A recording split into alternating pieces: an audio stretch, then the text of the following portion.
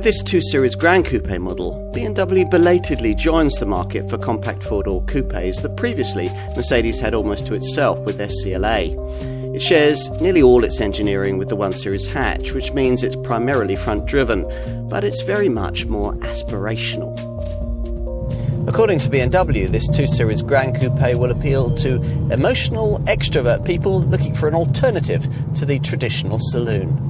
Or, if you want us to read between the lines for you, people who ordinarily wouldn't necessarily prioritise the purchase of a BMW, but might well like this one. It is perhaps with these people in mind that the Munich maker decided to base this car on the primarily front-driven FAAR platform it uses for its little 1 Series hatch, rather than the rear-driven chassis developed for the two-door second-generation 2 Series Coupe, which at the time of this test was in the final stages of development. The target market here, BMW reasons, will have little or no interest in which end this car is driven from, and the 1 Series platform is cheaper to make and easier to package. But does it make this car dull to drive? Well, that depends on your expectations. Inevitably, it's not as engaging as a rear-driven 2 Series Coupe.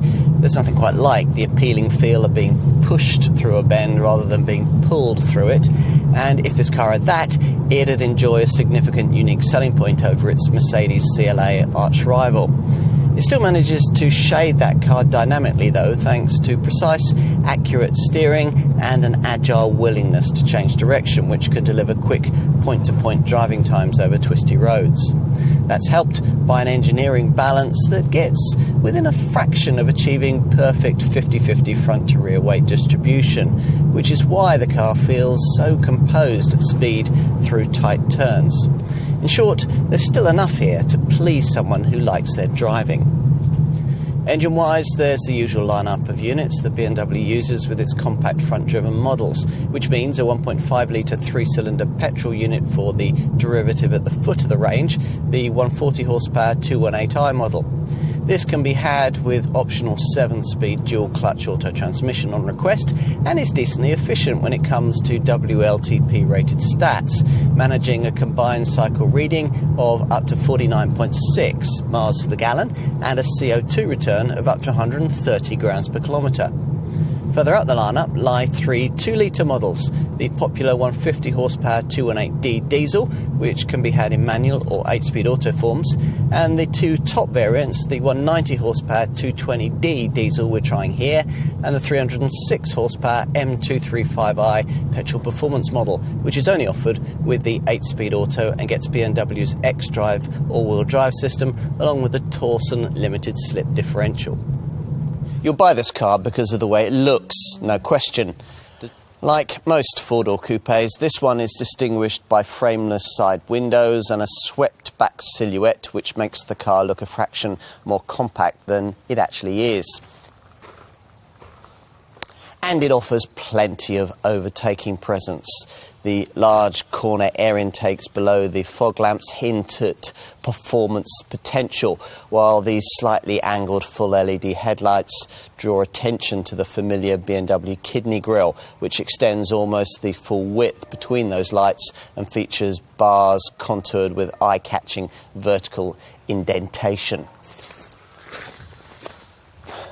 The rear isn't perhaps quite as eye-catching, but the full LED L-shaped tail lamps, another classic BMW design cue, have distinctive nighttime illumination. Is this a proper coupe? This frameless door certainly makes it feel like one.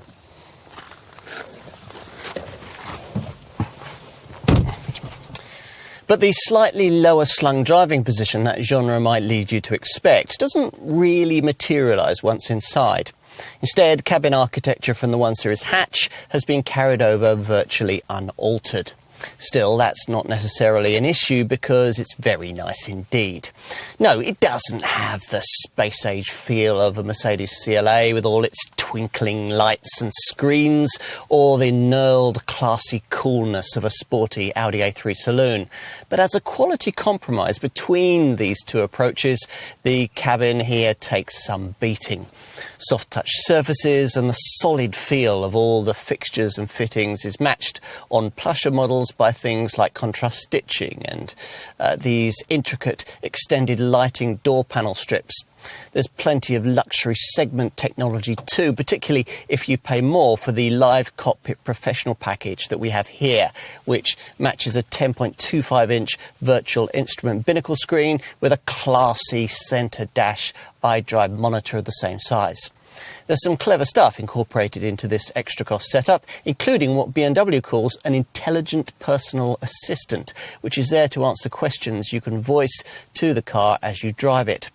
Even the lesser Live Cockpit Plus media package gives you quite a lot, including Apple CarPlay and Android Auto smartphone mirroring. Bear in mind that many of the various connected drive digital services are life limited before becoming chargeable. As usual with a coupe, rearward vision is somewhat compromised by the sloping roof and angled rear screen, so you'll need the standard parking sensors. But finding the ideal driving position is easy. The seats are very comfortable and there's plenty of interior storage space. Time to take a seat in the back. The headroom figure is 817mm. That's 40mm less than you get in a 1 Series, but 10mm more than in a rival Mercedes CLA. The scalloped seat backs create a bit of extra space for your knees, and as for legroom, well, there's 617mm of it, which is the same as a CLA, but here you get a bit more space to tuck your feet beneath the seat ahead. Let's take a look out back. Inside the trunk, you're provided with a reasonable 430 litres of cargo capacity. That's 50 litres more than a 1 Series hatch, but 30 litres less than that Mercedes CLA rival. Long items like skis through between a couple of rear-seated folk. So, how to summarise?